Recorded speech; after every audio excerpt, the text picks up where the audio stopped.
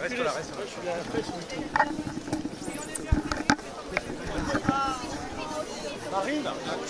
Marine. Attention aux étals. Marine. Elle était forte. Même s'il n'avance pas. Non. Voilà. La cheveux quand même.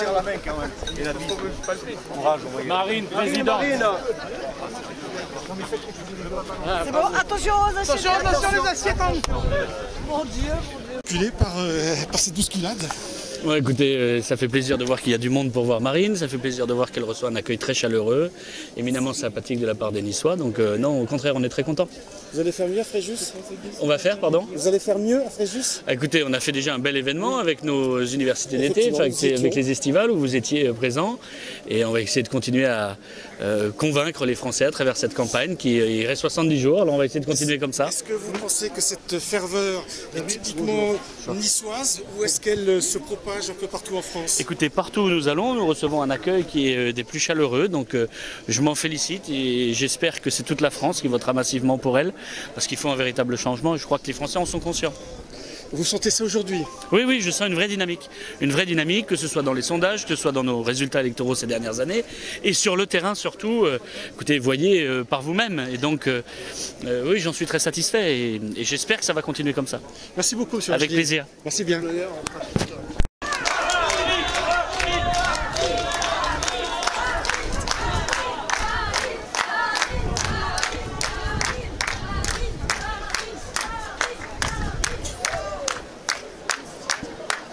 Moi je veux avoir le bilan, voilà. C'est quoi le bilan des 5 derniers jours d'émeutes dans les banlieues françaises?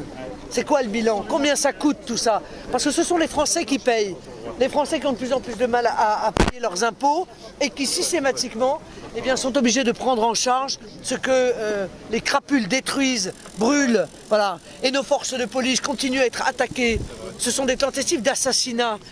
Et on appelle ça des incidents. Ce ne sont pas des incidents, voilà. Ce sont des tentatives d'assassinat qui se multiplient contre nos forces de l'ordre. Est-ce qu'on va enfin dire la vérité? La petite fille qui a été sortie par ce jeune d'une voiture, il y a quand même des types qui ont mis le feu à une voiture avec une femme et 2 enfants à l'intérieur. Est-ce qu'on va laisser cette impunité pendant longtemps? Ou est-ce qu'on va enfin reprendre la main et remettre de l'ordre en France? C'est ça la vraie question. On compte sur toi, Marine. Merci. Bonjour monsieur Bettati, on a l'impression que vous êtes très fier d'être niçois aujourd'hui. Ah non, moi j'ai toujours été très fier d'être niçois. Alors il y a des jours où je suis très fier de montrer ma ville à d'autres. Voilà, c'est ça la réalité. D'autres, en l'occurrence Marine Le Pen, dont vous avez pu voir l'accueil qui lui a été réservé sur le cours Saleya. Je suis un peu jaloux parce que finalement elle est presque autant chez elle que moi. Donc c'est la preuve qu'il se passe quelque chose aujourd'hui dans ce pays et que la Côte d'Azur accompagne ce qui se passe en France aujourd'hui. On a vraiment ressenti, c'est la vie de tout le monde, on a ressenti quelque chose, une ferveur. Ça part de Nice ou ça s'étend dans toute la France? Écoutez, c'est pas trahir en secret, moi j'ai fait plusieurs déplacements, c'est comme ça à peu près partout. Voilà, c'est la preuve qu'il se passe quelque chose et que les Français ont compris que la seule solution pour sortir ce pays du marasme dans lequel celles et ceux qui sont au gouvernement aujourd'hui et qui l'étaient hier veulent la replonger avec des solutions qui sont celles qui n'ont jamais marché, eh bien il semblerait que les Français ont compris aujourd'hui que la seule voie pour pas que la France ne meure, c'est que Marine soit élue. Merci beaucoup, monsieur Bettati. Merci à vous, bonne journée.